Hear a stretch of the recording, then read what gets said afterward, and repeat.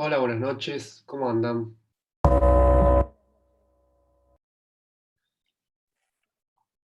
Vemos que ya somos 7 entre nosotros. Bueno, vamos a empezar en 2 minutos, 2, 3 minutos y 10, ¿les parece? Así conseguimos más quórum. A ver quién falta. Sé que algunos chicos salían de clase y se sumaban. En el campus figuramos 17 alumnos. Diego Hernán no vino nunca. Jacqueline Lourdes Arias creo que tampoco vino nunca. Julieta sí. Yamila. Yamila, ¿vos habías venido a alguna clase? Sí, profe. Solo me retiré antes el miércoles pasado, pero después estuve en Ah, otro. es verdad, es verdad, es verdad. Yo me acuerdo de tu cara. Eh, me acuerdo, me acuerdo. Pasa que, bueno, sí, sí, sí, sí, sí. Sí, participó todo, Yamila. Eh, Rocío, sí. Micaela también.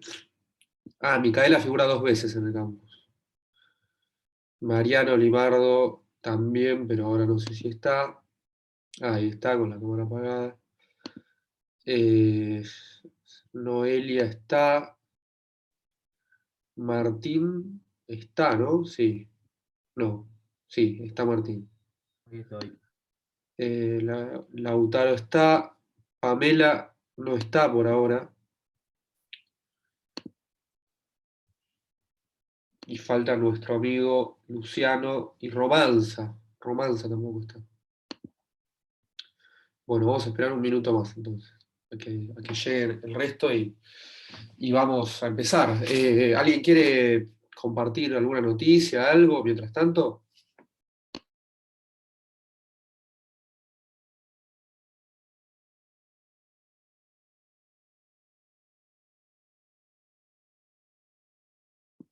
Tuve un casamiento el sábado de la noche. Chupé un frío que me muero. Tengo gripe, ¿no? COVID, ya ni sé. Así que bueno, si me notan con alguna congestión, sepan disculpar. Voy a tratar de no hacerlo, de no decir muchas Ns, o muchas consonantes difíciles.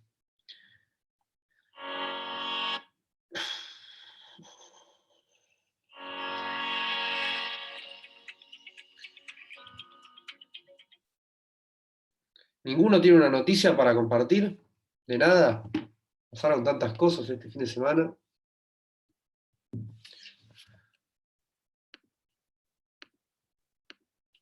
Yo la Por No sé noticia, si noticia, profe, pero. perdón. Perdón. Sí. Pero hoy no vino el presidente de Chile, no se firmó un acuerdo bilateral. Ah, ¿sobre qué el acuerdo bilateral? Buah, creo que era de derechos humanos, género y algo de comercio, pero no sé. Por lo general, cuando hay visitas de Estado, hay distintos tipos de visitas, ¿no? Una visita de Estado, en este caso, cumple con todo un protocolo internacional. No es una visita informal, es la primera visita que hace el presidente Boric a la Argentina.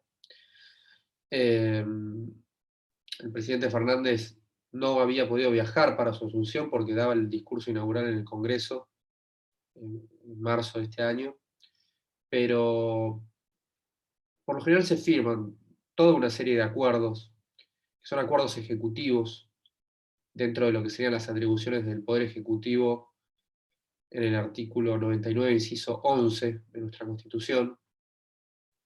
Eh, la verdad es que no seguí el hecho de qué acuerdo firmó Boric con Fernández. Muchos de estos acuerdos que se firman por lo general eh, suelen quedar, o pueden quedar, mejor dicho, eh, sin un nacimiento concreto de derechos u obligaciones, son más bien declaraciones. Y otros de ellos finalmente redundan en tratados, ¿no? Justo estábamos viendo en la clase pasada tratados que no quedan dentro de la órbita de la Convención de Viena del 69, pero que sí generan derechos u obligaciones internacionales y que por lo tanto son derechos, con la única salvedad que no encuadran en el ámbito de aplicación de la Convención de Viena. A ver, les voy a compartir pantalla. A ver. Esto es lo que podrían hacer para las próximas clases. Página de Cancillería, acá tenemos Cafiero, que se puso unos lentes para hacerle un agasajo para tener Boric, a su contraparte en este caso. La nota: visita de Estado del presidente de Chile, Gabriel Boric. Bueno, por lo general en materia de defensa se conversó, bueno, acuerdos de cooperación se suelen firmar, interministeriales, con la presencia de las respectivas carteras. En este caso, bueno, el ministro de Defensa, por ejemplo, es Jorge Tayana. Fuerza de Paz Conjunta Combinada Cruz del Sur, ahí está, fortalecer agenda de género, intercambio en la Universidad Nacional de la Defensa.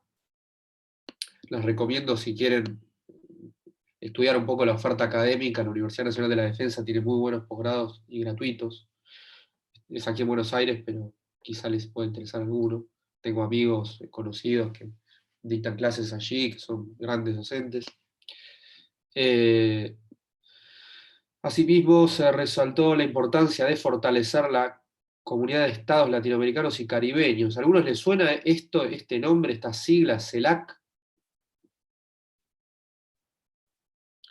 ¿La CELAC no les suena? La CELAC, bueno, como dice acá, es la comunidad de estados latinoamericanos y caribeños. Se crea en el año 2010, diciembre de 2010, si no recuerdo mal. Fue una iniciativa que proviene del Foro de Puebla, de un foro localizado en México, y que tenía como iniciativa, en su momento, generar un espacio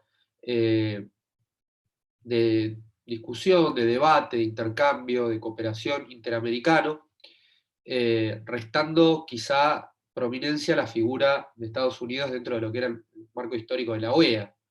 Ustedes recuerden que la OEA es la Organización de Estados Americanos, nace en el año 48, con lo que fue el conocido Pacto de Bogotá, Acuerdo de Bogotá.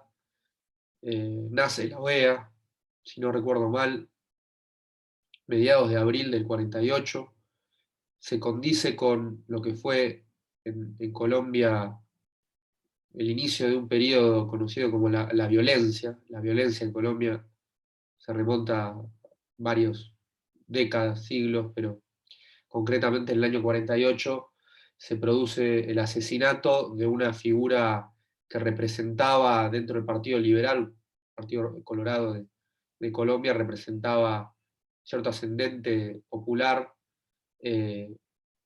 la figura de Jorge Eliezer Gaitán. Es asesinado en Colombia, justo coincidía con la visita de Estado para la celebración de esta cumbre en la ciudad de Bogotá, y ahí se desata un conflicto interno que mancha con sangre la historia de Colombia durante más de una década, hasta que luego, hacia fines de la década del 50, se firma el Acuerdo Nacional en Colombia, que finalmente reinstaura un sistema democrático de alianzas y de acuerdos concertados, ¿no? Similar a lo que sucedió con el acuerdo de punto fijo en Venezuela. Hubo un dictador en Colombia, Lara Bonilla. Bueno, eso lo podrán estudiar por su cuenta. Pero en fin, nace la OEA, y desde ese momento hasta hoy se da más que nada después de lo que fueron algunos acuerdos, el marco de la OEA, por ejemplo, ya no sé si lo estoy compartiendo, el marco de la OEA, acuerdos como por ejemplo el TIAR, es el Tratado Interamericano de Asistencia Recíproca del año 49, el TIAR, sí, 49, que es una suerte de OTAN para el hemisferio eh, americano, y que, por ejemplo, en el año 82, cuando fue la Guerra de Malvinas, Estados Unidos decidió priorizar el Acuerdo del Atlántico Norte, la OTAN, por sobre sus compromisos con el TIAR. Esto obviamente era una respuesta lógica a las relaciones bilaterales estratégicas que tenían y que tienen Estados Unidos y Gran Bretaña. Lo que le dicen special relationship, ¿no? La relación especial que tienen Estados Unidos y el Reino Unido desde, yo diría, desde más de un siglo prácticamente. Entonces, esto es importante porque después de lo que fue, más que nada el 11 de septiembre, como otra de las coyunturas críticas mundiales, diría yo, América comienza a discutir esta hegemonía regional y hegemonía mundial que tenía los Estados Unidos a partir de la creación de nuevos espacios de debate, nuevos espacios que busquen contrabalancear el poder de Estados Unidos con cierta autonomía, y eso que en muchos casos no fue exitoso, hay que decirlo. Por ejemplo, iniciativas como la UNASUR. Hoy en día la UNASUR dejó de existir prácticamente. En Ecuador, donde estaba la sede de la UNASUR, hoy existe un hospital, los espacios que han perdido preeminencia debido un poco a la propia disgregación que tienen las políticas exteriores de los países de la región. Y más que nada esto se debe a cierto fracaso de los proyectos propios de integración y desarrollo de América Latina. Eh, Diría que son fracasos parciales, no está la moneda echada, ya un poco parafraseando, a ver si lo tengo acá, este libro, que se los recomiendo, se llama La moneda en el aire. La moneda en el aire habla concretamente sobre historia argentina. Es un libro de Pablo Gerchunov y Roy Ora, dos historiadores muy conocidos y muy destacados, por cierto, de la historia argentina, y ellos debaten un poco el devenir de las distintas políticas económicas y de desarrollo que hubo en la Argentina desde el fin, digamos, de lo que fue las presidencias fundacionales, la generación del 80, podemos situar aproximadamente el inicio del modelo agroexportador, hasta mediados de la década del 30, y luego el comienzo de una suerte de intervencionismo defensivo en materia económica, el famoso Plan Pinedo, diferentes, por ejemplo, la creación del Banco Central, la aplicación de distintos tipos de aranceles, de acuerdos bilaterales de comercio, el famoso Pacto Roca-Runciman y demás, que poco a poco dan cuenta de la caducidad de ese modelo agroexportador y nace el modelo de sustitución de importaciones. Y en la región, estos espacios que buscaron un poco aclamar estas voces representadas desde el espectro intelectual, académico y de generación de ideas, podemos hablar de la CEPAL, la Comisión de Estados para el Progreso de América Latina y el Caribe.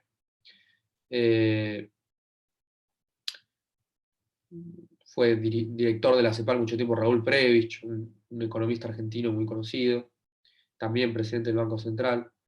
Estas ideas desarrollistas que buscaban una raigambre estructuralista desde lo comercial,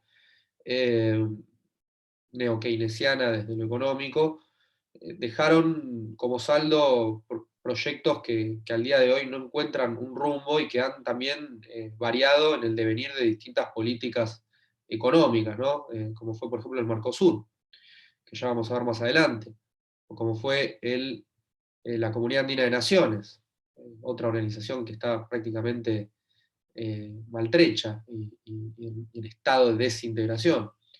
Entonces, es importante que ustedes entiendan que existen organizaciones internacionales creadas, muchas de ellas dentro de un contexto como fue la Guerra Fría y el alcance que tuvo eso en el tercer mundo y concretamente en América Latina y América del Sur, y otras que forman parte de lo que se conoce como el regionalismo post-hegemónico, ¿no? El regionalismo que marca un poco también la coyuntura actual de cierto declive relativo de los Estados Unidos. Y cuando hablo de declive relativo no refiero a una situación en donde Estados Unidos esté en crisis, eh, que puede estarlo coyunturalmente, como fue en 2008, pero sigue siendo la superpotencia mundial, una primacía que se manifiesta en casi todos los planos de poder material real, pero que en comparación con lo que era su hegemonía unipolar después de la Guerra Fría, pasa a estar fuertemente contestada por el ascenso de China, que lo podemos situar eh, aproximadamente, yo diría que una fecha importante para esto es el 2001, y no el 2001 por los ataques del 11 de septiembre, que es una fecha que muchos de ustedes recordarán como un hito histórico, un hecho histórico, que seguramente recuerden dónde estaban, quizá en ese momento, algunos de ustedes son muy chicos, sino más bien hablo del 2001 porque fue el año del ingreso de China a la Organización Mundial de Comercio, y en donde se vio favorecida por toda una serie de principios que rigen el sistema multilateral de comercio, desde el Acuerdo de Marrakech, que crea dentro de lo que fue la Ronda de Uruguay a la OMC en el año 93, y que genera también un nuevo espacio de globalización, y por globalización me refiero en este caso a una globalización entendida como la libertad de tránsito de bienes, capitales y personas, y concretamente en el ámbito del comercio, un sistema preferencial hacia una reducción paulatina de aranceles, ¿no? Una reducción programada que ya había nacido hacia el año 48 con la primera ronda de comercio, pero que luego esto continuó durante la Guerra Fría y que es importante resaltar que al día de hoy está en una crisis, ¿no? El sistema de la OMC está en un hiato, al igual que toda una serie de iniciativas multilaterales, entre ellas, por ejemplo, la OMS,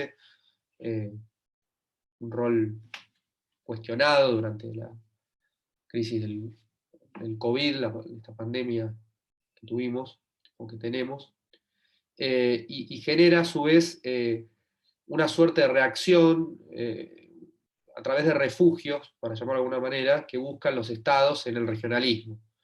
Como el sistema de la OMC es multilateral, universal, en principio, eso hace que se genere un sistema de preferencias y una distinción bien clara entre países desarrollados y en desarrollo, y que marque un poco los programas eh, económicos de los estados, junto con otras entidades financieras internacionales como es el FMI y el Banco Mundial.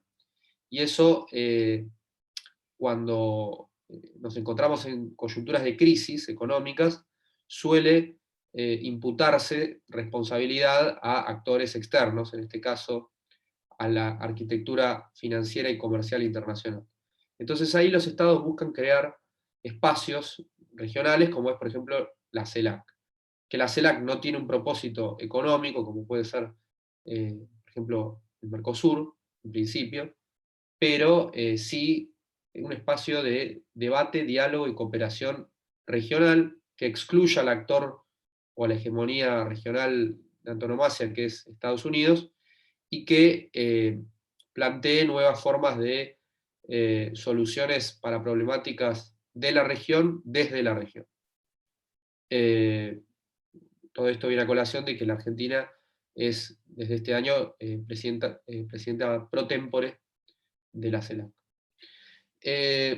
Bien, yo no sé si se fueron sumando más en esta breve introducción. ¿Cuántos somos? A ver. Bien, ya somos 11. Para terminar, les voy a recomendar, por ejemplo, a ver, algunos medios que ustedes pueden servirse para buscar bibliografía.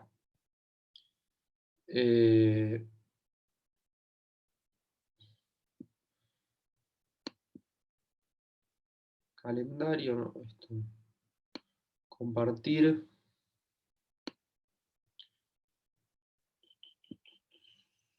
Bueno, no sé si me deja. A ver. ¿Ahí me ven la pantalla? Sí, se la damos. Bien, bueno, por ejemplo, acá.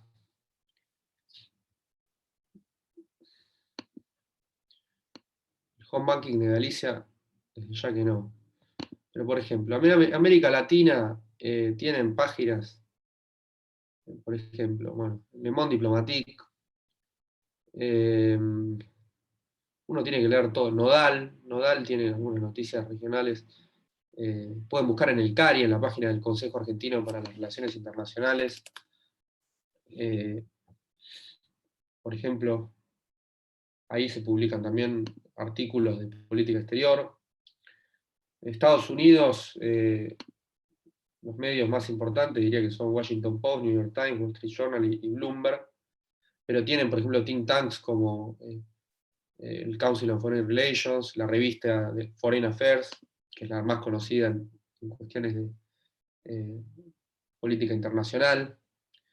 Algunas de ellas son pagas, pero ustedes supongo que sabrán cómo no pagar usando la visita de incógnito. Foreign Policy también. Project Syndicate, que es una suerte de editorial del mainstream mundial, ahí publica desde Francis Fukuyama hasta el presidente de España, Pedro Sánchez, publica, digamos, es una columna internacional como podría ser el diario de editoriales de los líderes mundiales, para llamarlo de alguna manera. Obviamente con una ideología política detrás, ¿no? Pero bueno, eso como todos los medios. Aquí tienen también, bueno, diferentes think tanks, la Rand Corporation, el American Enterprise Institute. Ya más de derecho, por ejemplo, tienen el Harvard International Law Journal. En temas de Europa pueden ver The Economist, Financial Times, los medios británicos, Crisis Group, para saber un poco la coyuntura de medios de combate y de conflictos armados. Acá tienen muy buena inteligencia, todos estos medios hacen lo que se conoce como Open Source Intelligence. Acá, por ejemplo, pueden ver cómo se hace un track de todos los conflictos internacionales. Vamos a ver si me deja ver esto. Tiene un mapa interactivo. Bueno, todo esto acá, Browse Map. Y bien, por ejemplo, en Tanzania. ¿Cómo está la situación en Tanzania? Mejoró. ¿Por qué mejoró? Apretan acá y les sale todo un raconto. Obviamente está en inglés, pero bueno, si lo pueden leer, les puede servir para encontrar alguna noticia. Medios de Asia, bueno, Global Times, obviamente editado en Beijing. Esto tengan en cuenta que va a estar un poco atravesado por la ideología del Partido Comunista Chino, pero bueno, obviamente hay que leerlo como todo. El South China Morning Post es otro medio de comunicación que tiene sede en Hong Kong, pero bueno, desde que hace 2 años se intervino la política interna de Hong Kong, rompiendo con lo que era el clásico principio o la política de un país, dos estados, o un país, dos sistemas. Hoy en día Hong Kong dejó de ser una suerte de enclave de China y pasó a ser directamente un apéndice de China, una nueva región anexada ya más directamente por China. Así que bueno, ahí también la editorial va a tener un poco de influencia. Y bueno, Mercator Institute, hay Lowy Institute, este es de Australia, también es muy bueno. Bueno, podrán ver cualquier cosa, me consultan y yo les recomiendo medios para encontrar noticias. Vamos a continuar con lo que habíamos dejado en la clase anterior, que no me acuerdo, me parece que estábamos en tratados, derecho interno, estábamos por ahí, ¿no? Celebración, entrada en vigor, sí, sistema argentino. Acto complejo federal. ¿Qué es el acto complejo federal? Es un acto de Estado celebrado, llevado a cabo por dos órganos de Estado que representan la voluntad federal del Estado argentino de obligarse internacionalmente. Se hace a través de un acto en primera instancia llevado a cabo por el Poder Ejecutivo, que es quien negocia, adopta y firma los tratados internacionales, generalmente mediante sus representantes acreditados en las conferencias internacionales que tienen plenos poderes para llevar a cabo estos actos, o quienes tienen representación natural, como pueden ser el canciller, el embajador ante el país de misión, o el presidente. Luego está la etapa de aprobación parlamentaria, o aprobación por parte del Congreso, que se lleva a cabo según los términos del artículo 75, inciso 22. Tienen jerarquía superior a la ley, bueno, eso ya lo vamos a ver, pero lo importante es que el acto aprueba o desecha los tratados firmados por el Poder Ejecutivo, haciendo las respectivas enmiendas o declaraciones interpretativas, y luego es el Ejecutivo quien ratifica el instrumento en sede internacional mediante el depósito del instrumento de ratificación o adhesión en su caso. Cuando hablamos de tratados y derecho interno, ¿qué es lo que yo quiero que ustedes sepan? Básicamente hay 4 temas que son importantes. Entre ellos vamos a hacer hincapié en 2. Lo primero tiene que ver con la gradación jerárquica de un tratado dentro del ordenamiento jurídico argentino.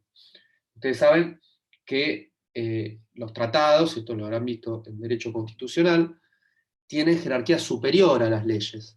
Ahora, ¿cómo fue esta evolución? ¿Por qué hoy en día podemos hablar de la existencia de una suerte de sistema monista, en donde los tratados, al incorporarse a través de lo que es el acto de ratificación del Ejecutivo, pasan automáticamente a estar por encima de las leyes de la nación y del resto de las leyes a nivel nacional y provincial y municipal?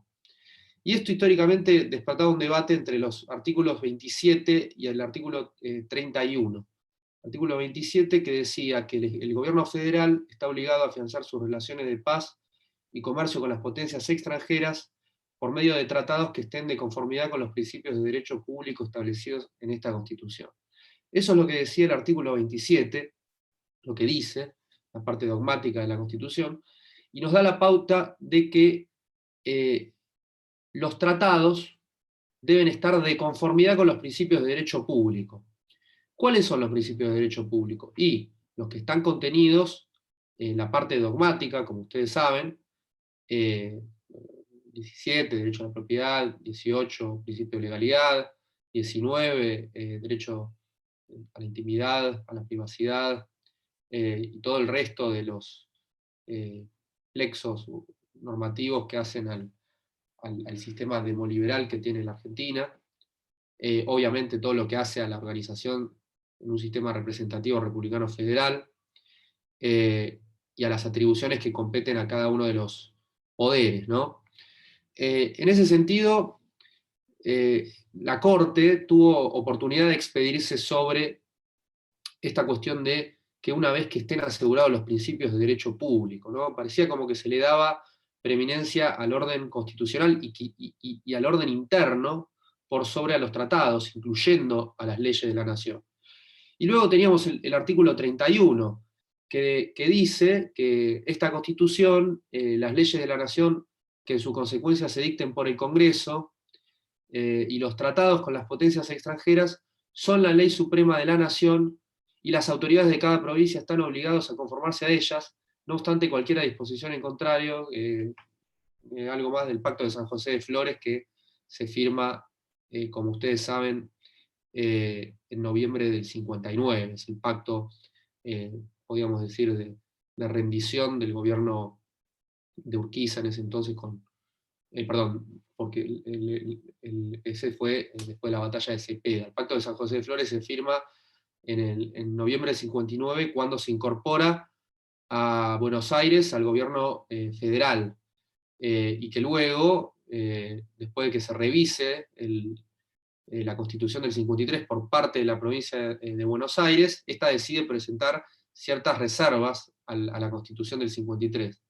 Y entre ellas había 3 tratados, que eran los tratados de paz y navegación con el Brasil, con el Uruguay y con el Reino Unido. Entonces, como no se quería obligar al libre tránsito, más que nada en lo que eran los ríos o las aguas internas, el río de la Plata, el río Uruguay y el Paraná, entonces Buenos Aires presentó reservas que fueron aceptadas por el Congreso de la Nación, y que luego quedarían dirimidas en el 60, luego de la batalla de Cepeda, ¿no? La batalla en que pierden las tropas de Urquiza contra las tropas mitristas. Asumiría por un breve lapso el presidente Derqui, que era el vicepresidente de Urquiza, y luego ya directamente sería Urquiza, quien sería el presidente de la nación, Urquiza, Sarmiento, Avellaneda, Roca, y así hasta ahora. El tema aquí es que el artículo 31 establece un principio conocido como el principio de supremacía constitucional. El principio de supremacía constitucional, junto con el artículo 27, nos da la pauta de que existe la Constitución por encima de las leyes y los tratados, y está contestado la ubicación jerárquica de los tratados y las leyes. Es como que no quedaba claro. Bueno, esto finalmente quedó claro con lo que fue la reforma del 94, ¿no? El artículo 75, inciso 22. ¿Y qué hace la Constitución del 94? Bueno, básicamente hace una interpretación armónica con lo que eran los compromisos internacionales de la Argentina en aquel entonces. ¿Qué había firmado la Argentina durante la década del 80? La Convención de Viena de Derecho de los Tratados. ¿Y qué dice la Convención de Viena de Derecho de los Tratados en su artículo 27? Dice que los Estados parte no pueden alegar su derecho interno para incumplir normas establecidas por los tratados internacionales. Entonces, ese artículo 27, que luego sería citado por la Corte Suprema de Justicia en un caso, en un holding muy conocido, que ustedes habrán oído hablar, ¿alguien lo sabe? El caso que estoy haciendo referencia es un caso quizá el más conocido de la historia de la Corte Suprema. El de Mejía con Sofovich, ¿no? Mejía contra Sofovich, así es, exactamente. Mejía contra Sofovich básicamente se encarga de solucionar toda una serie de controversias o oscuros interpretativos que existían con relación a los tratados y la Constitución, y entre ellos la primacía de fuentes, ¿no? El caso de Mejía contra Sofovich, ustedes sabrán un poco los antecedentes. En el programa hubo otro caso que era Mejía contra Neustadt, que básicamente la Corte revierte esa doctrina legal. En Mejía contra Sofovich fue un caso de agravio por ciertas declaraciones que había hecho un panelista en el programa de Gerardo Sofovich, a las cuales el constitucionalista, doctrinario Ekmejian se había sentido injuriado, y por lo tanto solicitaba, mediante una acción judicial, su derecho a réplica, ¿no? Que en primera instancia y en segunda instancia no le hacen lugar, apela, mejor dicho, interpone un recurso extraordinario ante la Corte Suprema de Justicia por inaplicabilidad de ley, y la Corte le da lugar y, citando el artículo 27 de la Convención de Viena, dispone, entre otras cosas, la primacía de los tratados por sobre las leyes internas. Además, habla sobre la operatividad de los tratados, ¿no? Refiere a que los tratados son plenamente operativos desde su ratificación o desde su entrada en vigor para el Estado Nacional, y que no requieren de una ley interna que apruebe los derechos allí consagrados, y cita, entre otras cosas, a la Convención Americana de Derechos Humanos, más que nada en lo que hace al petitorio de fondo del señor Mejián respecto del derecho a réplica. Entonces, este antecedente normativo, en Mejián, seguido de lo que fue el caso conocido de Fibraca, podemos citar también Café La Virginia, bueno, toda una serie de casos que ustedes los pueden estudiar y los pueden citar muy alegremente cuando hagan el problema 1, que nos sirven para entender este tema de la jerarquía de fuentes. Pero luego también encontramos otro problema, porque una vez que solucionamos la cuestión de las leyes de la nación y los tratados internacionales, en el año 94, el artículo 75, inciso 22, en su párrafo tercero, su párrafo segundo y tercero en realidad, cita, o enumera, mejor dicho, taxativamente una serie de tratados que pasan a formar parte de la jerarquía constitucional. Básicamente dice que estos tratados, que allí son enunciados, en las condiciones de su vigencia tendrán jerarquía constitucional, que no derogan artículo alguno de la primera parte de la Constitución, y que deben entenderse complementarios a los derechos y obligaciones allí consagrados. Además, refiere a cómo sería el acto de denuncia, y después aclara lo que refiere al sistema de votación, ¿no? Se requiere una mayoría calificada de 2/3, que, entre paréntesis, deja abierta la posibilidad de una suerte de modificación al sistema rígido de reforma constitucional que impone el artículo 30 de nuestra Constitución. Esta Constitución puede ser reformada en todo o en parte mediante una convención convocada a tal efecto. Bueno, todo ese sistema del artículo 30, que también se buscó impugnar mediante una acción ante la Corte Suprema, que ya, lo podrán ver en otras materias, pero que básicamente pone en tela de juicio el sistema rígido que rige a la Constitución o al sistema constitucional argentino. Entonces acá tenemos la pregunta de ¿qué jerarquía ocupan los tratados internacionales con jerarquía constitucional? ¿Y qué sucede en caso de algún cuestionamiento que ponga en tela de juicio la constitucionalidad de los tratados? Más que nada cuando se alega la derogación de los artículos de la primera parte de la Constitución, o la modificación de los principios de derecho público que hace referencia al artículo 27. Y acá ustedes tienen básicamente 3 casos muy, pero muy importantes, que son Arancibia Clavel, Simón y Maceo. ¿Qué pasa en Arancibia Clavel? ¿Alguien se acuerda del caso de Arancibia Clavel, que habrán visto en Derecho Penal, Derechos Humanos, Penal 2, se ve en varias materias? Básicamente en Arancibia Clavel era un agente del DINA, de la Dirección de Inteligencia Nacional de Chile, que había llevado a cabo un homicidio en la Argentina, diferentes exiliados chilenos durante la época de la dictadura de Pinochet. Lo cierto es que esto había sucedido durante la década del 70. La República de Chile solicita a la Argentina una extradición a este presunto delincuente, ¿no? Criminal que se había, rejuvenecido en la Argentina, luego de lo que fue la llegada de la concertación en Chile. Y bueno, el asunto finalmente, como rige hoy en día el sistema de extradición en la Argentina, llega a la Corte Suprema de Justicia de la Nación, y ahí estaba en contestación la cuestión vinculada al principio de retroactividad de la ley penal.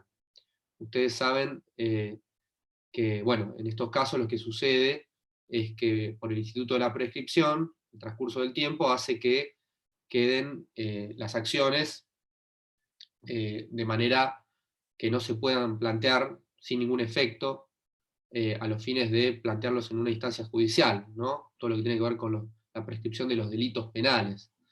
Entonces, en este caso, que llega en el año 2004, estaba en tela de juicio la cuestión de la vigencia de los tratados de derechos humanos, ¿no?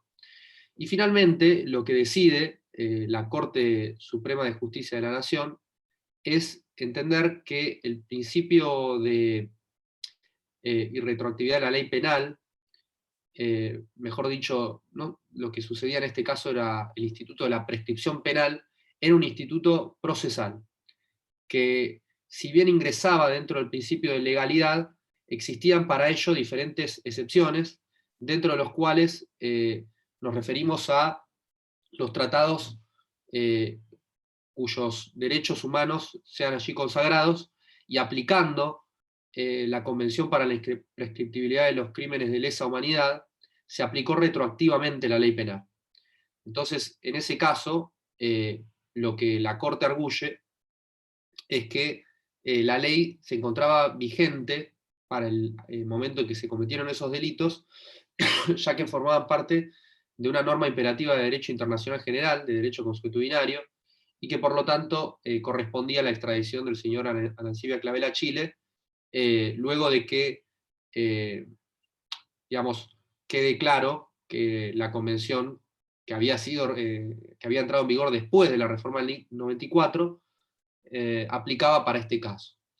Y lo que sucedió, a su vez, fue la disidencia de dos jueces, Belucio y Fait, que básicamente sostuvieron que los tratados de derechos humanos tienen una jerarquía de segundo rango, que exige que los integrantes de la Corte Suprema hagan un juicio de comprobación de su armonía con los derechos constitucionales, ¿no? Y esto es importante resaltarlo, porque incluso la jueza Carmen Argibay, en este fallo, lo que dice es que el único principio de derecho público que resulta intransgredible en los casos de tratados de derechos humanos es el principio de la cosa juzgada. Ustedes saben que la cosa juzgada opera con una presunción iure de iure, surte efectos, plenos efectos, desde el momento en que se dicta sentencia y que operan todas las caducidades de los plazos para plantear alguna revisión o algún recurso o algún remedio procesal sobre esa sentencia, y que, por ende, la cosa juzgada es sinónimo de ley para las partes y para todos, ¿no? Entonces, esto, que vuelve a debatirse en el caso Simón con lo que fueron las leyes de obediencia debida y punto final. ¿Alguien sabe qué fueron las leyes de obediencia debida y punto final? O mejor dicho, la ley de punto final y luego la de obediencia debida.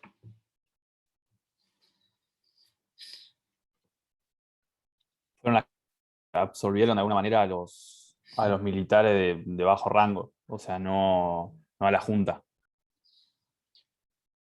Bueno, la ley de obediencia de punto final, que es de fines del 86, cuando Raúl Alfonsín llega a la presidencia de la Nación en el año 83, lo que incorpora a su plataforma electoral es la solución de lo que había sido el conflicto, para llamarlo de alguna manera, de los 70, de la década de los 70.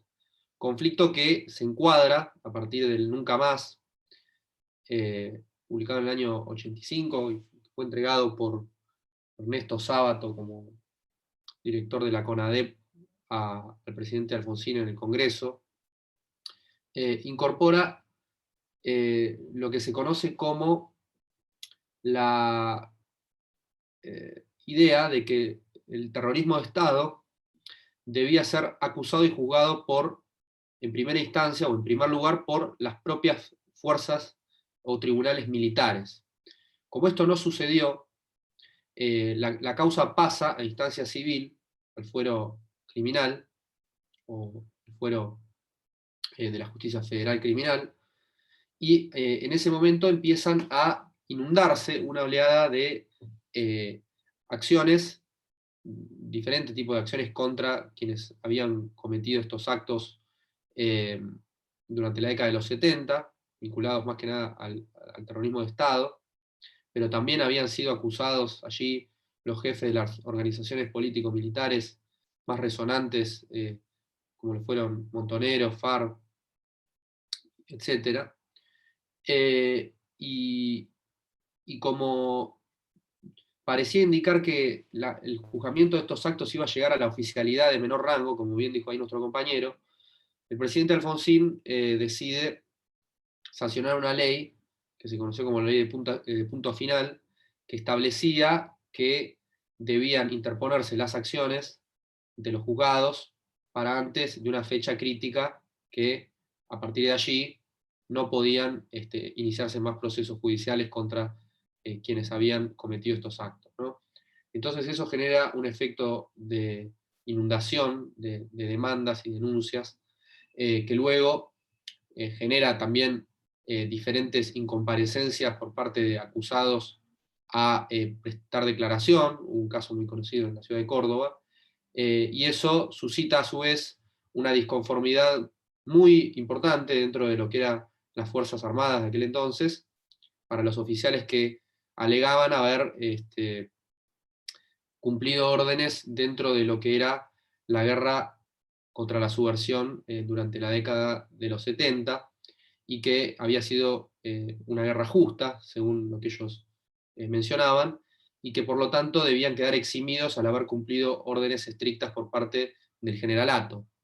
Esto generó diferentes sublevaciones dentro de cuarteles militares hacia abril del 87.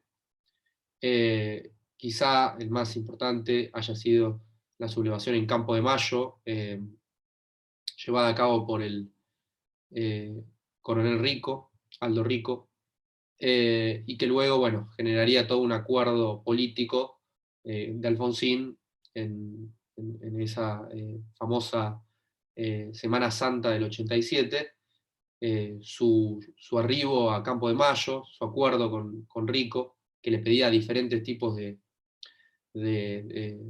exigencias, ¿no?, al presidente Alfonsín, entre ellas el cambio del generalato, de quienes eran los líderes de las comandancias en jefe de las Fuerzas Armadas, le solicitaba un aumento del presupuesto militar y le solicitaba una solución política definitiva sobre la lucha contra la subversión, y Alfonsín lo que finalmente decide hacia junio del 87, mayo-junio del 87, es sancionar la ley de obediencia debida, que básicamente resguardaba, como bien dijo nuestro compañero, a aquellos militares que hubieran cumplido órdenes estrictamente, salvo aquellas causas en donde hubiese apropiación ilegítima de niños.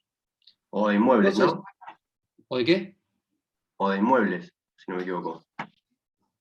Puede ser, la verdad es que te miento si te digo que sí. Pero si vos decís que es así, confiamos en mi tocayo Mariano.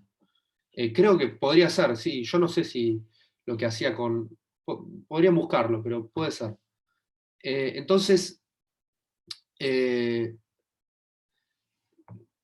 la ley de obediencia debida, luego, ustedes saben, en la década de los 90 hubo dos series de indultos que el presidente Menem decide llevar a cabo dentro de sus actos de Estado discrecionales y por ende no justiciables que le confiere nuestra Constitución, indultos que luego, fíjense cómo la jurisprudencia de la Corte Interamericana de Derechos Humanos cuestiona a través de sus sentencias. Y en ese caso es importante resaltar el precedente de la Corte Interamericana, Barrios Altos contra Perú, y el precedente que luego se citaría en otro caso de la Corte Interamericana, que sería Almonacid Arellano, que cita Barrios Altos, y que básicamente la Corte dispone que aquellas causas en donde se hubieran cometido delitos de lesa humanidad eran inamnistiables, y por ende los estados que hubieran indultado durante algún momento de su vida constitucional debían reintegrar el estado de cosas conforme al derecho internacional vigente en el sistema interamericano.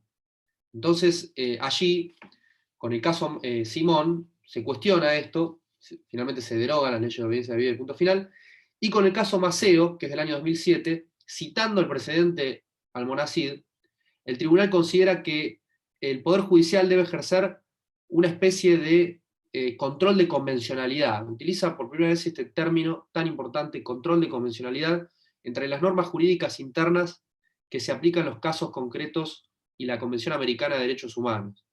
Entonces, en ese sentido, el Poder Judicial debe tener en cuenta no solamente el tratado, sino también la interpretación que hubiera hecho del mismo la Corte Interamericana.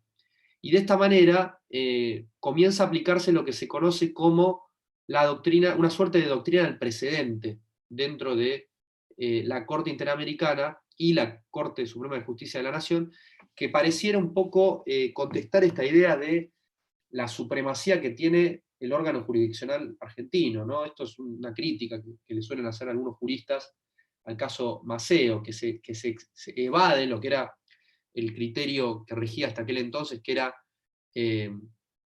los criterios de la Corte Interamericana como reglas de interpretación, ¿no? A una suerte de doctrina del precedente que, según algunos constitucionalistas, iba en contra de lo que era el sistema constitucional argentino histórico, y de hecho les valió una crítica muy importante por parte de la Academia de Ciencias Jurídicas. Entonces el caso Maceo lo que hace, y esto es importante, es mediante un voto en mayoría, conformado por los jueces Lorenzetti, Hayton de Nolasco, Maqueda y Zaffaroni, y con la disidencia de Fait y la disidencia parcial de Argibay. Recuerden cómo Argibay se había expedido en el precedente de Arancibia Clavel respecto de la cosa juzgada, porque lo que sucedía en Maceo era que ya existía cosa juzgada en base a la interpretación que durante los 90 había dado la Corte Suprema de Justicia de la Nación sobre los indultos de el año 90 y los años 90 y 91.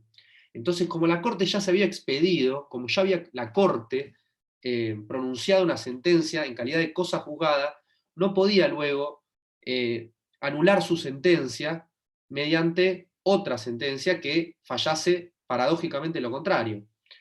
Y ahí se pone en tela de juicio otro principio que ustedes conocerán como el principio del nem bis in idem y el instituto de la cosa juzgada.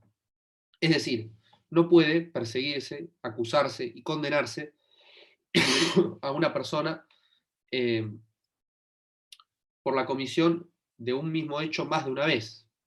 Entonces, cuando hablamos de hecho, y esto ya lo verán con nuestro querido colegas y amigos de la Cátedra de Derecho Procesal Penal, lo que hace al objeto procesal de la acusación penal incorpora no solo los hechos, sino todas aquellas cuestiones que estén vinculadas a la acción e investigación judicial a la que finalmente arriben oportunamente en la etapa de instrucción o de investigación penal. Entonces ahí eso luego no puede ser modificado, y mucho menos si finalmente fue sentenciado y pasó por primera instancia, por casación y por la Corte Suprema de Justicia. Y ahí es cuando la jueza Argibay manifiesta parcialmente su disidencia, diciendo que el instituto de la cosa juzgada no podía ser soslayado incluso en aquellos casos en donde hubiese causales de comisión de delitos de lesa humanidad. La disidencia del juez Fait fue sensata con su voto en Arancibia Clavel. En ese sentido, no hay cuestionamiento alguno. Pero bueno, lo importante es tener en presente cómo es esta jerarquía de fuentes que hoy en día en la Argentina rige, y que los tratados de derechos humanos básicamente plantean un principio de identidad con la Constitución misma, y que más que nada aquellos tratados que consagran derechos humanos y que disponen sobre cuestiones relativas a los crímenes de lesa humanidad, genocidio, imprescriptibilidad de crímenes de guerra y de genocidio y demás, operan de pleno derecho, ipso iure, en nuestro sistema constitucional. Y luego esto, bueno, también se fue debatiendo, por ejemplo, el caso Rodríguez Pereira, yo recuerdo del año 2010, el caso Rodríguez Pereira, que básicamente la Corte lo que dice es que los jueces de primera instancia deben aplicar de oficio el control de convencionalidad, y deben hacer una suerte de cotejo o estudio armónico entre la Constitución argentina y la Convención Americana de Derechos Humanos. El caso, por ejemplo, Carranza-Latruese del año 2013, que lo que dice es que los informes de la Comisión Interamericana de Derechos Humanos, no la sentencia de la Corte, los informes de la Comisión deben ser considerados como norma o fuente de derecho interno de nuestro sistema de derecho argentino, de nuestro orden jurídico, hasta que en el caso Fontevecchia esto se ve un poco aplacado, este criterio que tenía hasta ese entonces la Corte Suprema de Justicia de la Nación, cuando los jueces, ya otra integración de la Corte, recordemos el doctor Lorenzetti, la doctora Hayton de Nolasco, Rosenkrantz y Rosati ya estaban en ese entonces, y Maqueda, que no se había, estaba también, o que sigue estando, que básicamente lo que disponen en el caso Fontevecchia, no sé si ustedes lo recordarán, pero se trataba de una cuestión en la década de los 90, Fontevecchia, director del diario Perfil, había publicado una historia vinculada al hijo, que en aquel entonces no sé si no estaba reconocido, o había una cuestión ahí con Carlos Nair Menem, que era uno de los hijos del expresidente Menem, y que ese caso llega a la Corte Interamericana por lo que había sucedido en cuanto a la pena que se le imponía a Fontevecchia. Era una pena pecuniaria, era una suerte de censura o digamos, avasallamiento de la libertad de expresión. Finalmente Fontevecchia hincó ante la Corte Interamericana mediante la comisión, y la Corte Interamericana, con cierta desmesura en su técnica jurídica empleada o en su vocabulario, dice que la Corte Suprema debía retrotraer o debía dejar sin efecto, esos fueron los términos que utilizó, dejar sin efecto la sentencia definitiva de la Corte Suprema de Justicia de la Nación. Entonces ahí el término dejar sin efecto daba la pauta de que existía una primacía de la Corte Interamericana por sobre la Corte Suprema. Y allí, cuando la causa vuelve a la Argentina y se le busca dar ejecución judicial ante la Corte dice, no, momento, este despacho que nos manda el Ministerio de Relaciones Exteriores sobre el caso Fontevecchia, así se llama la causa, es de alguna manera inconstitucional, porque no puede someterse a la Corte Suprema y a sus pronunciamientos y a sus sentencias definitivas a una revisión en una instancia superior que deje sin efecto las causas que ya fueron juzgadas en Argentina. A lo sumo, lo que habrá que hacer es una suerte de satisfacción, una reparación, sin perjuicio de que eso no puede dejar sin efecto una sentencia definitiva de la Corte, porque eso atenta incluso contra el sistema mismo de la Corte Interamericana y de la Convención Americana. Entonces, eso es lo que finalmente se decide en este asunto, que pueden buscarlo, caso Fontevecchia, no la sentencia de fondo sobre el hecho concreto, sino la aplicación de la sentencia que se expidió en la Corte Interamericana y que el fallo de Corte Suprema es del año 2017, si no recuerdo mal. Ya estaban Rosencrantz y Rosati, así que supongo que sí, habrá sido 2017, porque llegan, sí, 2016-2017. Así que bueno, eso lo pueden buscar. Vamos rápido a terminar algunas cosas de derecho de los tratados. Vamos con reservas. ¿Alguna pregunta hasta acá?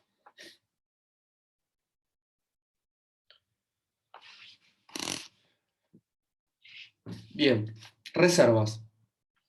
¿Qué pasa con las reservas? ¿Qué son las reservas? Bueno, una reserva es una declaración unilateral por parte de un Estado, cualquiera sea su denominación, se puede llamar reserva, abstención, o cualquier otro sinónimo o terminología que haga referencia al concepto de dejar sin efecto una cláusula de un tratado, una norma jurídica respecto del Estado que formule esa reserva. Lo importante es que las reservas tienen que tener dos criterios de validez sustancial y de validez procesal, que más que nada la validez procesal se refiere al deber de notificar y al deber de que sean planteadas oportunamente. ¿Cuándo se plantea una reserva oportunamente? Al firmar, ratificar, aceptar o adherirse a una convención internacional. Es decir, que cuando va el Ejecutivo y presenta los instrumentos de ratificación, debe presentar en ese acto todas sus reservas y declaraciones interpretativas, que hubieran sido formuladas conforme a las recomendaciones que hubiera hecho el Congreso de la Nación. Recordemos el acto complejo federal. Perdón, pero me tengo que sonar la nariz, estoy muy, muy resfriado. Medio asqueroso, pero bueno. Un casamiento, tomé un frío, uno no se da cuenta, le traen cosas para tomar, para comer, y después, bueno, esto suele pasar, ¿no? Ustedes espero que no lo hagan. ¿Qué pasa con las reservas? Porque la evolución de las reservas y de cómo se interpretan, un poco difiere la práctica hasta antes de la ONU, de la Organización de Naciones Unidas, con la que era la práctica de la Sociedad de Naciones, ¿no? Recordemos, la Sociedad de Naciones nace junto con en simultáneo con el Tratado de Versalles en el 19, tuvo una etapa muy cuestionada en cuanto a su labor, más que nada por el hecho de que no fue aprobado por el Congreso de los Estados Unidos y que no se incorporaron a las potencias vencidas centrales, a la Liga de Naciones y bueno, su mecanismo de solución de controversias, en fin. Lo que sucedía era que una reserva, para que fuera aceptada, debía ser reconocida y aceptada por todos los estados que formaran parte de ese tratado. Entonces, para hacerlo sencillo, supongamos que todos nosotros somos un tratado, o hacemos una conferencia internacional para celebrar un tratado, y viene Luciano y decide plantear una reserva sobre el horario de las clases, porque dice que él no llega a las 8 y bueno, va a llegar a 8:15, entonces sobre ese punto él no quiere quedar, él no quiere que surta efectos esa cláusula sobre él. Entonces él manifestaba la reserva y según el criterio de la Sociedad de Naciones, debía ser aceptada por todos nosotros, reconocida, para que entre en vigor, respecto de él y respecto de todos nosotros. ¿Y eso qué hacía? Que los estados no ratificasen tratados internacionales porque sus reservas no eran aceptadas por todos los estados. Entonces se ponían en juego o se controvertían dos principios. Por un lado, lo que hace a la integridad del tratado, ¿no? A que los tratados sean aceptados, reconocidos, observados y aplicados con todas sus cláusulas por todas las partes, o, por otro lado, el principio de universalidad del tratado, es decir, que fuesen aceptados y ratificados por la mayoría de los estados que conforman la comunidad internacional. Entonces, si Luciano no ratificaba el tratado, y venía Rocío y nos decía, che, este tratado tampoco me conviene a mí, y nosotros no aceptamos sus reservas, y eso devenía en que el tratado finalmente lo ratificaban pocos estados, porque no había unidad de criterios. Entonces, Naciones Unidas, año 48, se firma la famosa Convención para la Prevención y Sanción del Delito de Genocidio. Imagínense, post Segunda Guerra Mundial, genocidio, bueno, ya sabemos todos. Lo que querían las Naciones Unidas era que ese tratado entre en vigor para todos los estados. Y había ciertos estados que se manifestaban renuentes más que nada a las cuestiones vinculadas a la solución de controversias. Había algunas partes de ese tratado que no conformaban algunos estados, y en función de eso, la Asamblea General de Naciones Unidas solicita a la Corte Internacional de Justicia una opinión consultiva, básicamente formulando 3 preguntas. La primera pregunta tenía que ver con que si se podía considerar a un Estado que manifestara una reserva como Estado parte de una convención, si una o más partes de la convención formulaban objeciones a esa reserva. La segunda pregunta tenía que ver, si en caso afirmativo, cuál era el efecto de esa reserva entre su autor y las partes que formularon las objeciones. Y la tercera pregunta que formula la Asamblea General a la Corte Internacional era cuál era el efecto jurídico si esa objeción a una reserva se formulaba y eventualmente aparecía un nuevo signatario que no había ratificado la convención, o un Estado que estaba autorizado a firmarla o adherirse a ella, y lo hacía con ulterioridad a la manifestación de esa reserva y de esa objeción. ¿Cuál iba a ser la relación jurídica entre todas estas partes que tenían diferentes reservas, objeciones y normas ratificadas? Era como una suerte de ensalada, de plato de fideos, de relaciones jurídicas.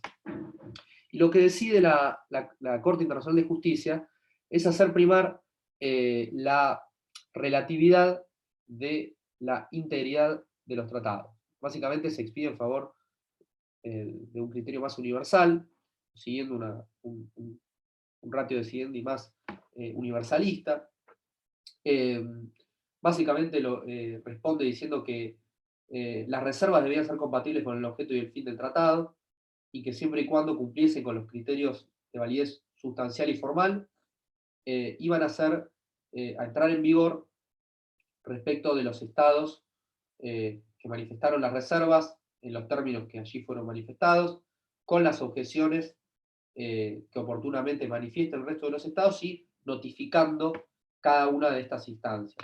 Entonces, básicamente, se crea un haz de relaciones jurídicas en donde existe una pluralidad de normas entre los estados que formulan las reservas, las objeciones, y aquellos que aceptan las reservas y las objeciones. Entonces ahí ese criterio fue el que toma el redactor de la Comisión de Derecho Internacional para la Conferencia sobre Derecho de los Tratados, Sir Humphrey Waldock, y esto es lo que finalmente se ve plasmado en la Convención de Viena del 69 y del 86. ¿Cuáles son los criterios de validez de las reservas? Validez sustancial, esto es importante, tiene que estar, no tiene que estar prohibida dentro de un tratado. Por ejemplo, el Estatuto de Roma sobre crímenes internacionales prohíbe ciertas reservas, más que nada porque es un estatuto que consagra crímenes internacionales como el crimen de agresión, crímenes de lesa humanidad, crímenes de guerra y genocidio. Entonces yo no puedo manifestar una reserva, no quiero que entre en vigor el delito de genocidio respecto de mi Estado, porque yo soy un Estado que comete actos de genocidio. No. Eso, el Estatuto de Roma tiene un espíritu más restringido en cuanto a la posibilidad de manifestar reservas. A su vez, el Estado tiene que manifestar explícitamente que se pueden realizar ciertas reservas y que no son incompatibles con el objeto y el fin del tratado. Esta fórmula que se repite a lo largo de toda la Convención de Viena, que sea contraria al objeto y el fin, es un criterio un tanto amplio, ¿no? ¿Qué entendemos por objeto y fin?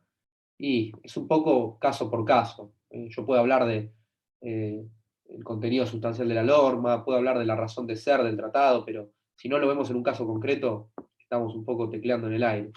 Entonces, existen antecedentes. El más importante y el que quiero que ustedes apliquen para el problema 1 es el caso de actividades armadas en el territorio del Congo. ¿Qué sucede? Rápido. El Congo, bueno, un contexto de guerra civil. Ruanda, en algún momento, lleva adelante actos en territorio de Congo. Esto lo vamos a ver más adelante, pero actos que podrían encuadrarse dentro de algunas de las figuras de la Convención contra el Genocidio y la Convención contra la Discriminación que estábamos viendo recién. Entonces, Ruanda había manifestado reservas sobre los apartados correspondientes a la solución de controversias, más que nada aquellos que no aceptaban la competencia de la Corte Internacional de Justicia. Entonces, se cuestionaba si eso era una reserva válida o no, porque iba en contra del objeto y fin del tratado. Es decir, si Ruanda manifestaba una reserva en donde no se sometía voluntariamente a la jurisdicción de la Corte, entonces estaba de alguna manera obstruyendo el objeto y fin que tenía que ver con la erradicación de los crímenes de genocidio, ¿no? Porque no tengo ningún contralor, ningún control, ningún juzgador sobre estos actos que puedo llegar a comentar. Bueno, finalmente, además, Congo plantea el asunto vinculado a las normas imperativas de derecho internacional, normas de ius cogens, artículo 53 de la Convención de Viena de Derecho de los Tratados. Recordemos que son normas expresamente reconocidas por la comunidad internacional en su conjunto, que solo pueden ser derogadas por normas ulteriores de igual calibre, de igual magnitud, y que deben ser aceptadas y reconocidas como tales por todos los estados que integran la comunidad internacional. Entonces, en ese sentido, lo que dice la Corte Internacional es que esa reserva no era improcedente, que era válida, porque los procedimientos de solución de controversias en principio no obstruyen la aplicación del objeto y el fin del tratado. Entonces, bueno, ese es el criterio que se sienta en este caso, que luego se complementan con los criterios de validez formal para la formulación de reservas, que tiene que ver con que no se formulen tardíamente, que sean oportunas, que sean por escrito y además notificadas. ¿A quienes se tiene que notificar? A todos los estados partes, a todos los que tienen intereses o pueden llegar a ser partes en algún momento, que hayan firmado pero no ratificado la convención, y por lo general al depositario del tratado, que en los tratados multilaterales suele ser el secretario general de la ONU. Luego de que se formule una reserva, ¿qué sucede? Se puede aceptar y se puede objetar. ¿Cómo se acepta? De forma expresa, de forma implícita o de forma tácita. De forma expresa es por escrito, utilizando el mismo medio de comunicación. De forma implícita es con actos que den la pauta de que el Estado reconoce esa reserva. Y de forma tácita es vencido los 12 meses para plantear alguna aceptación. Luego están las objeciones. Las objeciones son actos unilaterales manifestados por los estados, cualquiera sea su denominación, cuyos efectos sean dejar sin efectos, valga la redundancia, el planteo de reservas por parte de otros estados.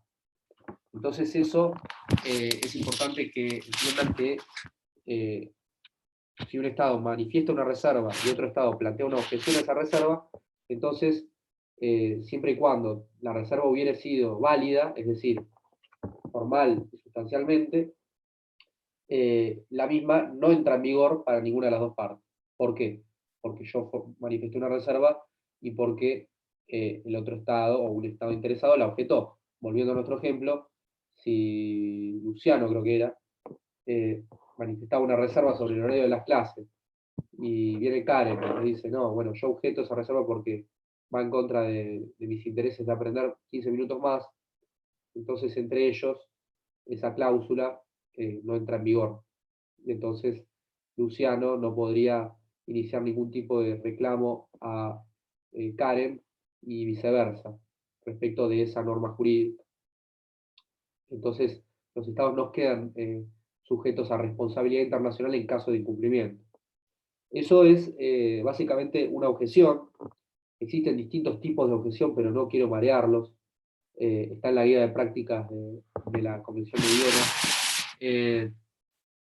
básicamente las reservas y las objeciones pueden ser retiradas en cualquier momento, en cambio las aceptaciones a las reservas no, y esto tiene que ver con que si vos aceptás una reserva, después no podés alegar tu propia torpeza para no aceptarla o no reconocerla. Interpretación de los tratados. Bueno, esto es importante. ¿Qué significa interpretar un tratado? Significa entender el sentido del alcance de sus efectos, significa desentrañarlo, significa entender cómo se va a aplicar ese tratado. Y nosotros en Derecho conocemos básicamente 3 criterios. El método textual, que tiene que ver con una cuestión más que nada de uso de la lingüística, de la sintaxis o de la semántica, del vocabulario empleado y de la terminología empleada en los tratados, o en cualquier norma jurídica. El método teleológico, que tiene que ver con entender el objeto y el fin, más que nada del legislador. Recordemos que en derecho internacional los legiferentes son estados y organizaciones internacionales, sujetos de derecho internacional. Y después está el método subjetivo, que tiene que ver con la intención real de las partes al momento de firmar ese tratado o de que entre en vigor determinada ley. ¿Cuál es el criterio que rige en la Convención de Viena? Es el criterio de la buena fe. Un tratado deberá interpretarse de buena fe conforme al sentido corriente que haya de atribuirse a los términos del tratado, teniendo en cuenta su objeto y el fin. ¿Qué significa la buena fe? ¿Qué significa la buena fe?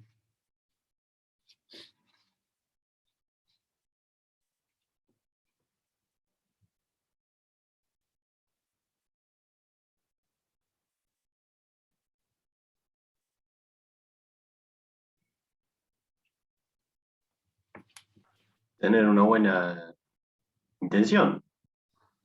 Dale, Mariano. Tirá un poco más de guitarra. Actuar como un buen hombre de negocio. Bueno, eso es un criterio de buena fe objetiva. Lo que respondería también a la denominada buena fe probidad, ¿no? El buen hombre de negocios es un estándar. ¿Quién es un buen hombre de negocios? Elon Musk. No sé qué es un buen hombre de negocios. El buen hombre de negocios es aquel hombre que, como suele decirse, teniendo en cuenta el uso corriente o la práctica común que exista en un negocio, se guía por estos preceptos que van de la mano, obviamente, de ser leal, por eso se habla de buena fe probidad, pero también otro estándar jurídico de buena fe puede ser el padre de familia, el Código de Vélez, digamos, todos estos estándares que el derecho suele crear a través de tipos ideales que, bueno, que hay un poco que entender de qué se trata. Después está la buena fe subjetiva, que tiene que ver con la creencia o la convicción de actuar conforme a la consecución de los objetivos, de los hechos, de los fines de un acuerdo, guiándonos un poco por este famoso principio que sienta Vélez Sarsfield en una famosa nota al pie, en donde dice, toda convención entre particulares genera derechos y obligaciones a las cuales las partes deben someterse como la ley misma, que es el principio de pacta sunt servanda. La interpretación en el Código Civil y Comercial de la Nación está receptada en su artículo 2, que dice, la ley debe interpretarse teniendo en cuenta sus palabras, sus finalidades, las leyes análogas, las disposiciones que surgen de los tratados de derechos humanos, los principios y valores jurídicos de modo coherente con todo el ordenamiento. Y el artículo 3, que habla del deber de resolver, que tiene que ver con el polígono que va a tener que usar el juez para poder dictar sus sentencias, y dice, el juez debe resolver los asuntos que sean sometidos a su jurisdicción mediante decisión razonablemente fundada. ¿Cuál es una decisión razonablemente fundada? Aquella que se condiga con el artículo que le precede, que es el segundo. Entonces, por eso, la metodología de un tratado, de un código, de una ley, o de lo que sea, tiene un orden lógico. El artículo 3, el deber de resolver, responde al artículo 2, que es la interpretación. ¿Cómo se interpreta un tratado? La buena fe, el objeto y el fin. Y si no, todo acuerdo ulterior que puedan tener las partes, que son también denominados acuerdos interpretativos. Por ejemplo, esto del CIADI sucede mucho, dos estados, yo tengo algunos colegas que negocian acuerdos de este tipo, que son muy técnicos, de inversiones, bilaterales, entre estados e inversores, en realidad los TBI son entre estados, y eventuales inversores que quedan sujetos a esa normativa. Entonces, si viene Singapur y quiere firmar un TBI con la Argentina, o mejor dicho, ya tiene un tratado bilateral de inversión con la Argentina, pero debido a la coyuntura económica de hoy día, al acuerdo con el FMI, al tipo de cambio, lo que sea, quiere, digamos, interpretarlo de una manera, o negociar la interpretación de ese acuerdo para que quede claras las normas que rigen estos hechos, las circunstancias de hoy día. Entonces, bueno, se suelen negociar acuerdos interpretativos para traer a vigencia nuevamente cláusulas que hoy en día no se entiende mucho el sentido, el alcance que pueden llegar a tener. Por eso los acuerdos interpretativos son una práctica muy común, pero también las prácticas ulteriormente seguidas por un Estado, en eso rige las fuentes y el criterio de fuentes no jerárquico, ley posterior de la legalidad anterior y demás. Y bueno, los medios de interpretación, se puede recurrir, por ejemplo, a los trabajos preparativos del tratado, a las circunstancias de su celebración, a las minutas, a los anales de las conferencias. Eso suele suceder bastante. Bueno, tratados y terceros estados u organizaciones, rige el principio de, ustedes saben, res inter alios acta, los tratados entran en vigor para las partes, a menos que un tercero acepte someterse voluntariamente a ese tratado y que acepte y que sea notificado de esa aceptación. Y un poco para darles un pantallazo muy por encima de lo que es la terminación de los tratados, o nulidad o invalidez de los tratados. Ustedes saben que los actos jurídicos son actos, en principio, válidos, lícitos, que cuentan con el consentimiento de quienes llevan a cabo su manifiesta libertad, discernimiento, intención, y que tengan un objeto lícito, por supuesto. Y en caso de que no operen o de que sean inválidos, existen dos tipos de nulidad. Tenemos la nulidad relativa, por un lado, y la que también se denomina anulabilidad, ¿no? Esto es un criterio que nosotros conocemos de derecho común, y la nulidad absoluta. La nulidad absoluta, que es aquella que opera de pleno derecho, surte efectos desde el momento en que se comete, por ejemplo, un acto como puede ser el dolo manifiesto, como puede ser, por ejemplo, el cercenamiento de la libertad a la hora de llevar a cabo ese acto, vicios, como se conocen los vicios del consentimiento, ¿no?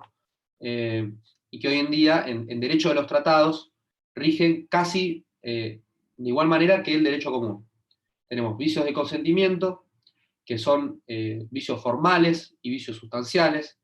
Los vicios formales se pueden deber a defectos en la competencia de quienes firman esos tratados. Puede ser que la persona que lleva a cabo ese acto no cuente con plenos poderes o no esté autorizada para formular la firma del tratado. Puede que también existan vicios sustanciales, como la ignorancia, el dolo, la corrupción que existe. Y en ese sentido son los mismos criterios que en el derecho común. El error tiene que ser esencial, tiene que ser un error de hecho, no excusable, o mejor dicho, excusable. El dolo, lo mismo, tiene que tener un elemento objetivo, que es más que nada las maniobras, la mentira, los ardides, y el elemento psicológico, como se le llama, o subjetivo, que es la conducta fraudulenta, que induce al engaño, ¿no? Imagínense, por ejemplo, en derecho internacional se suele citar los acuerdos de Múnich del 38, que firma Hitler dentro de lo que era la política que llevaba adelante el primer ministro de Inglaterra, Neville Chamberlain,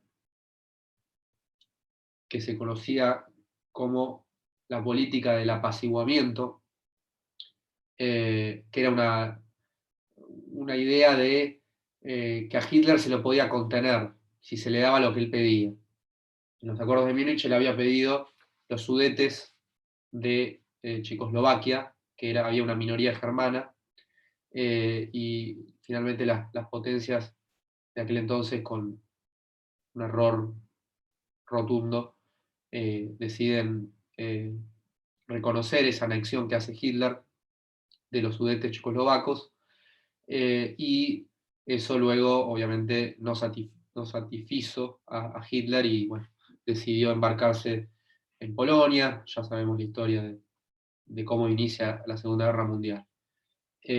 Lo cierto es que eso sería un ejemplo, por ejemplo, de dolo, ¿no? El que llevó adelante Hitler en los acuerdos de Múnich, con los pactos de Múnich del 38. Después, bueno, coacción. Todo acto de coacción es per se nulo, de nulidad absoluta. Me refiero a contra el Estado o contra sus representantes, ¿no? Quienes firman los tratados. Si se los coacciona con cualquier tipo de condición que disminuya su libertad, es considerada una causal de nulidad absoluta y por ende de inaplicabilidad del tratado. Lo importante acá es que entiendan más o menos cómo pueden darse las causales de inaplicabilidad de los tratados. Que lo pueden ver en cualquier manual. Yo no podría entrar más en detalle, pero sería abrumarlos con muchas cosas hoy. ¿Alguna cosa más que me olvide?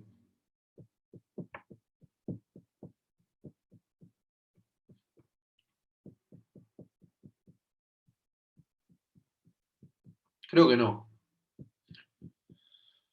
Los tratados de objeto ilícito, es decir, que contrarían el jus cogens con las normas imperativas de derecho internacional general, artículo 53, son inaplicables. Y después, con eso van a tener suficiente para hacer el problema. Si hay alguna pregunta, me la pueden hacer ahora o me la pueden hacer en otra clase. Así que bueno, estoy abierto a preguntas. ¿Argentina tiene alguna reserva hecha? Argentina tiene muchas reservas. Por ejemplo, sobre la Convención de Viena tiene varias. Tiene reservas tiene dos reservas importantes. Tiene una reserva que la formula respecto a la aceptación de las reservas, valga la redundancia. Se habla del principio de aquiescencia. Creo que era el artículo 45 de la Convención, si no recuerdo mal. ¿Qué dice la pérdida de derecho? Fíjense, artículo 45. Pérdida del derecho a alegar una causa de nulidad, terminación, retiro o suspensión de la aplicación de un tratado. O sea, caduca el derecho a alegar una causal de nulidad.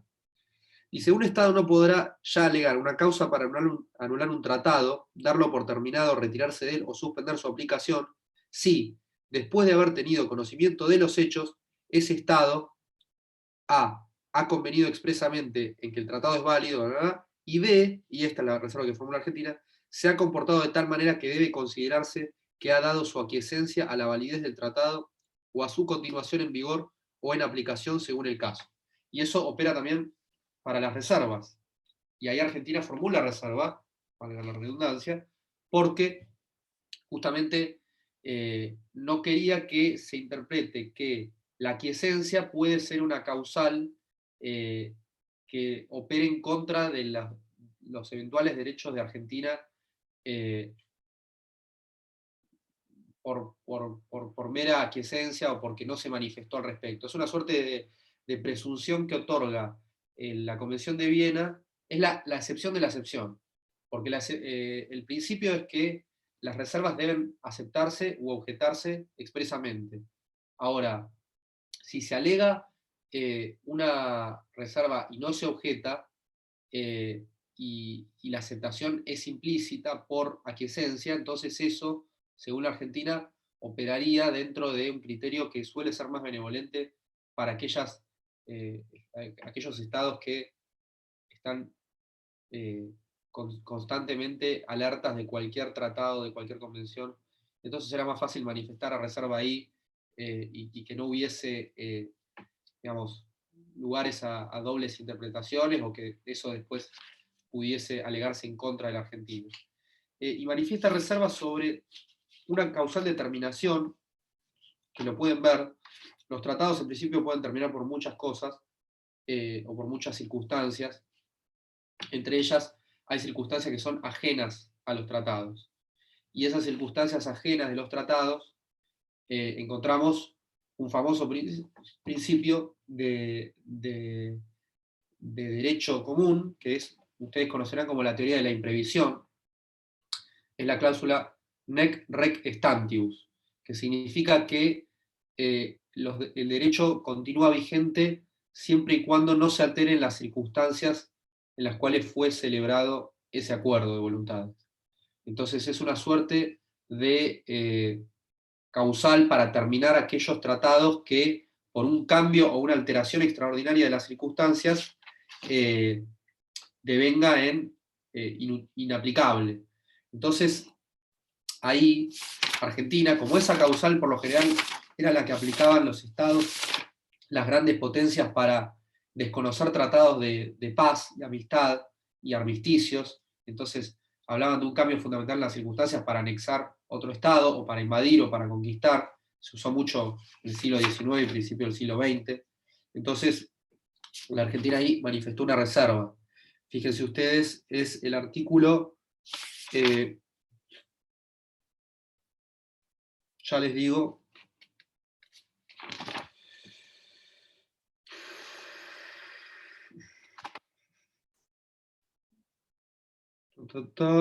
artículo 62, que dice: un cambio fundamental en las circunstancias ocurrido con respecto a las existentes en el momento de la celebración de un tratado y que no fue previsto por las partes, no podrá alegarse como causa para dar por terminado el tratado o retirarse de él, a menos que la existencia de esas circunstancias constituyera una base esencial del consentimiento de las partes, ese cambio tenga por efecto modificar radicalmente el alcance de las obligaciones. Y dice: un cambio fundamental en las circunstancias no podrá alegarse como causa. Fíjense acá cómo recopila esto que les mencioné recién, sobre los actos de anexión, o de colonización, o de invasión. No podrá alegarse como causa para dar por terminado un tratado o retirarse de él, si el tratado establece una frontera, fundamento de integridad territorial, y esto más que nada piensen en Malvinas, en toda la cuestión Malvinas, y todo lo que tiene que ver con los derechos o la soberanía que tiene la Argentina sobre ciertos territorios que hoy están controvertidos. B, si el cambio fundamental resulta de una violación por la parte que lo alega, de una obligación nacida del tratado o de toda otra obligación internacional. Y ahí rige el principio de que un Estado no puede beneficiarse del ilícito que hubiera sido cometido por ese Estado, por el mismo, ¿no? Entonces, esto es lo que se conoce como la cláusula Reux sic stantibus, que la Argentina no acepta, y que ahí manifestó reserva. Y después Argentina manifiesta reserva sobre un montón. Todos los tratados generalmente vienen con alguna reserva. Suele revisarse minuciosamente, eso se hace, en principio lo hace DICOL, que es la Dirección de Consejería Legal de Cancillería, y si no, lo hace el Congreso. ¿Por qué lo hace el Congreso? Por esto que mencionamos, el control de convencionalidad. El Congreso tiene una comisión, que es la Comisión de Asuntos Exteriores, que se encarga con legisladores, pero también con expertos técnicos en la materia, de revisar los tratados y que no vayan en contra del interés nacional argentino. Y eso luego, al ser el Congreso el ámbito deliberativo por excelencia, se manifiesta ahí, se vota y eventualmente se aprueba o se desecha, con las reservas o declaraciones interpretativas. ¿Alguna otra pregunta? Bueno, si les pareció muy denso, que puede que haya sido así, seguramente lo fue, pueden volver a escuchar la clase, y si no, y no tienen ganas, y piensan que es un embole, que seguramente así sea, me pueden escribir a mí y yo les contesto cualquier pregunta. Bueno, nos vemos el miércoles entonces, que vamos a ver Naciones Unidas y vamos a ver un poco de Malvinas. Pero, Perfecto, Gracias. gracias, profe. Hasta luego. Profe. bueno.